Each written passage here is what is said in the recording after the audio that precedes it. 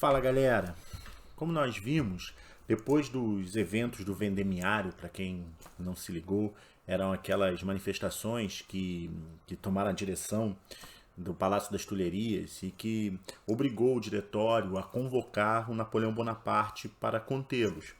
E após essa manifestação, os políticos mais experientes tinham consciência do tamanho dos problemas da França. Eles tinham consciência que esses problemas não iam ser resolvidos da noite para o dia. E que a escassez de alimento, a inflação, a guerra, tudo isso mantinha a cidade ainda muito vulnerável a novas manifestações como aquela que ocorreu no Vendemiário. Nesse sentido, o diretório tomou uma decisão. Era necessário reforçar a segurança. Era necessário manter a cidade cada vez mais sob uma intensa vigilância. E para assumir essa responsabilidade, para organizar essa vigilância, o diretor Barras convidou o Napoleão Bonaparte, né? E ele convidou o Napoleão Bonaparte muito em função do que ele havia feito ali no Vendemiário, mas também por uma estratégia política dele, porque ele havia percebido que após os eventos do Vendemiário, o Napoleão tinha ganho muita notoriedade entre os militares, tinha ganhado muita força política. E mais do que isso, o Barras havia percebido no Napoleão que ele tinha uma ambição que ia muito além das Forças Armadas, uma ambição política. E ele tinha na cabeça dele que uma das maneiras de você conseguir administrar e controlar, manter sobre forte manipulação o próprio Napoleão Bonaparte era fazendo favores, deixando ele com uma certa dependência do Barras. E foi isso que ele fez. Ele entregou a Napoleão Bonaparte o comando do exército do interior, que era exatamente esse exército responsável por olhar para dentro da capital, por manter a capital sob vigilância, tendo como objetivo final evitar uma nova manifestação. E esse novo cargo foi um cargo muito importante para o Napoleão Bonaparte, porque foi uma espécie de abertura de portas. Com esse cargo, Napoleão ganhou visibilidade, o Napoleão ganhou muito prestígio na política, Napoleão ganhou muito dinheiro, como a maior parte daqueles políticos corruptos que marcaram essa fase da Revolução Francesa. Ele pôde ajudar a família, ele arrumou cargos para todos os irmãos. Mas para além dos benefícios que ele tirou desse cargo, ele fez um excelente trabalho, né? Ele organizou a Guarda Nacional, dando ela mais eficiência, colocando pessoas mais competentes para dirigir ali as estratégias. Ele expulsou os generais monarquistas, sobretudo os ultraconservadores ligados aos Bourbons e que ainda tinham altas patentes no exército.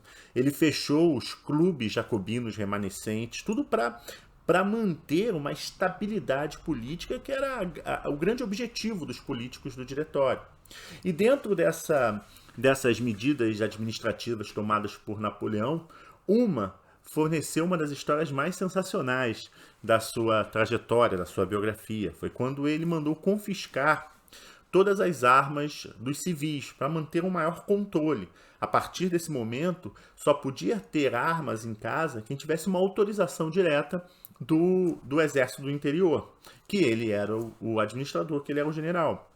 E quando esse programa de confisco de armas começou a valer, ele recebeu uma visita inusitada. Um garoto de 14 anos conseguiu uma audiência com ele para reivindicar a posse de uma arma que pertencia a seu pai. E ele explicou para o Napoleão que o pai dele havia sido general do exército francês e que fora morto durante o governo de Robespierre, durante o período do terror, o período onde a França foi governada pelos jacobinos.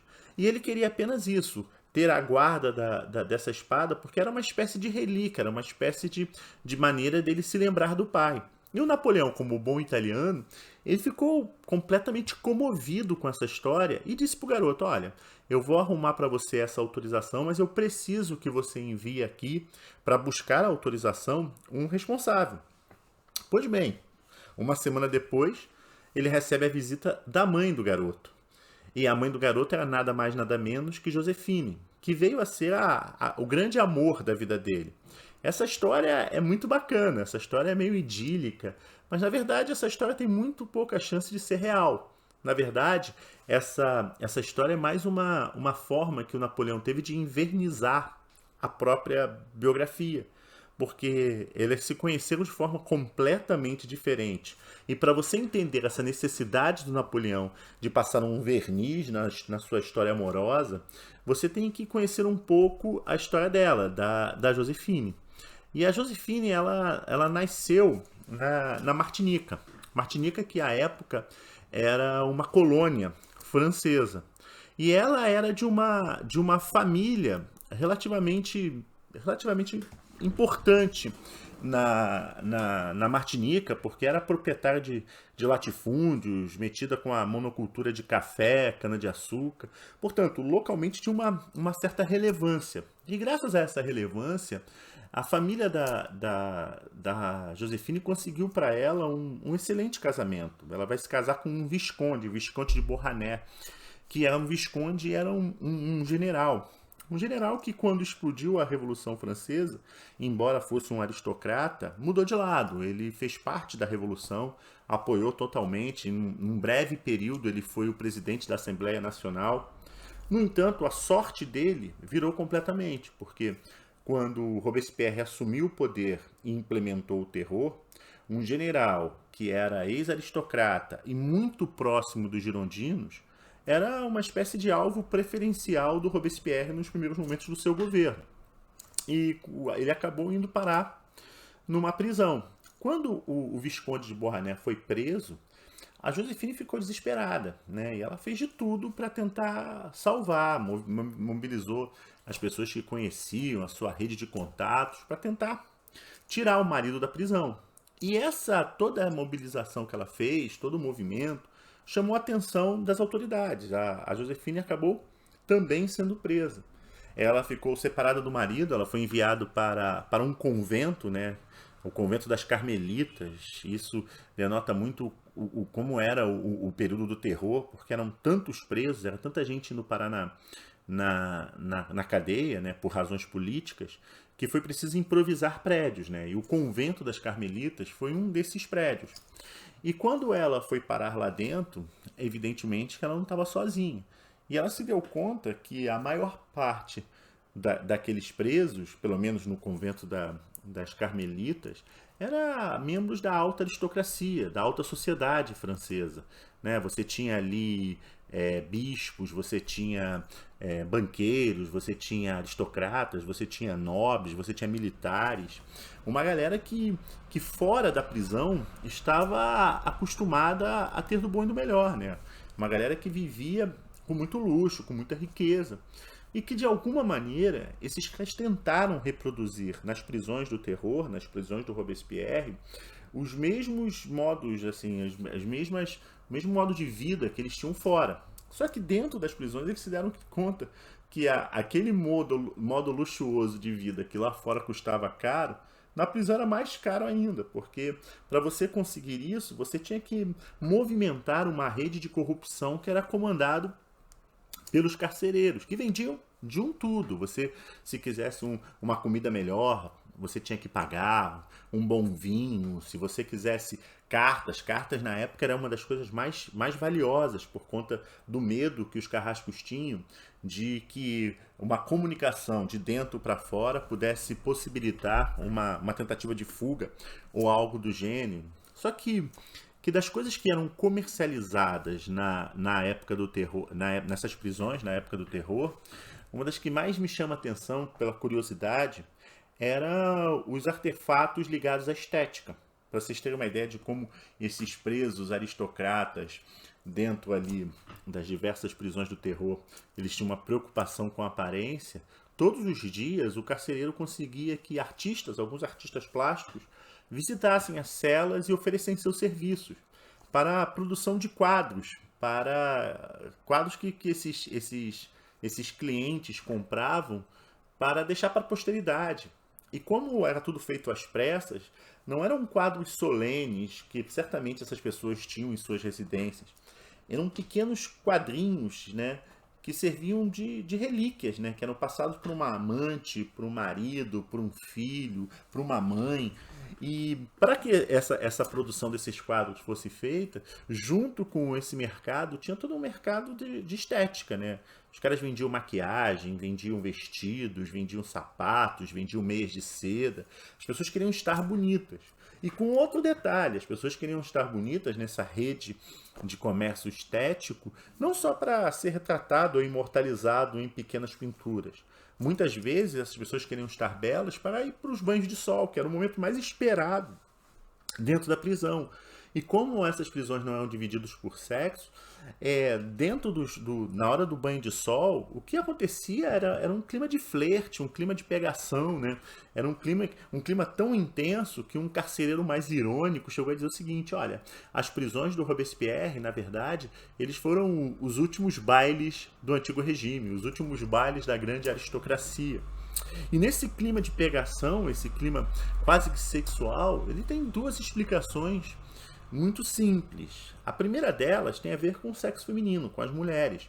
Muitas delas se envolviam sexualmente dentro da prisão para tentar salvar a própria vida. Porque quando no tribunal elas rogavam pelo ventre, quando elas anunciavam que estavam grávidas, imediatamente a pena era suspensa. E muitas se salvavam assim. Algumas mentiam, algumas chegavam lá e diziam que estavam grávidas. Tem histórias mega maneiras de mulheres que diziam que estavam grávidas para não dar o prazer do carrasco de cortar os cabelos. Era uma coisa meio pedante, meio ciosa do próprio nome. Tinham mulheres que mentiam mesmo para tentar salvar e tentavam engravidar nos hospitais, prisões, onde um médico acompanhava para ver se essa mulher estava grávida mesmo, e outras engravidavam. E a Revolução dizia, né, o tribunal afirmava, não podia guilhotinar uma mulher grávida porque estava guilhotinando duas pessoas. A segunda razão que explica todo esse frenesi das prisões tem a ver com um certo hedonismo que a proximidade da morte desperta. Todos os dias naquelas prisões eram colhidas 2, 3, 4, 5 pessoas que eram próximas a você e que você nunca mais ia ver. Foi assim, por exemplo, com a própria Josefine, né? Ela, quando recebeu a notícia que o marido foi guilhotinado, né? Foi uma comoção generalizada porque todos olharam para ela e falaram assim: cara, você é a próxima, né? Você só está aqui por causa dele. E ela só não foi guilhotinada porque ela foi muito sortuda, porque poucos dias depois da notícia do marido ter sido condenado, o Robespierre caiu. E quando o Robespierre caiu, né, as prisões se abriram e ela acabou se safando, né? E quando as prisões se abriram e ela se safou, ela se viu livre, mas com um problema, né? Ela tinha 2 filhos para criar, ela desejava manter o mesmo nível de vida, o mesmo patamar, e a Martinica, que era uma possível fonte de renda para ela, estava bloqueada pelos ingleses, de modo que ela ia ter que se virar para arrumar grana. E ela lançou mão das amizades que acabou fazendo na prisão. Ela começou a frequentar o círculo de aristocratas que eram endinheirados para tentar conseguir ali alguém que pudesse ajudá-la, vamos dizer assim. E quando o Robespierre caiu, quando você percebe na França, é muito maneiro isso. Porra, o governo dele foi tão sufocante, que assim que ele cai, você tem uma sensação de alívio. A França estava em petição de miséria, uma crise desgraçada, estava em guerra. Mas para os endinheirados, havia uma sede de viver, né? Havia uma vontade de se divertir, de aproveitar a vida, de aproveitar que escapou da guilhotina. E foram promovidas diversas festas. E nessas festas é que a Josefine procurava circular. Por exemplo, uma das festas mais curiosas desse período era o chamado Baile das Vítimas, ou Baile das Guilhotinadas. Só podia participar do baile pessoas que tivessem algum parente ou mesmo que tivessem sido presas no período do terror. E essas festas, se você fosse convidada, para você estar a caráter, sobretudo as mulheres, exigiam uma moda que era um vestido muito fininho, né? Um vestido que era geralmente branco, de um tecido quase transparente. O vestido era bastante decotado. E tem um detalhe curioso nessa questão da moda, Porque se você pegar os vestidos que a Maria Antonieta usavam, e a Maria Antonieta tinha sido guilhotinada 2, 3 anos antes dos bailes da guilhotinada, dos bailes das vítimas. Se você pegar e comparar as duas roupas, são roupas completamente diferentes. No caso das roupas usadas por Maria Antonieta, eram roupas em que ela tinha que se submeter aos espartilhos, era apertado, tinha que ser uma cintura para dar uma cintura fina.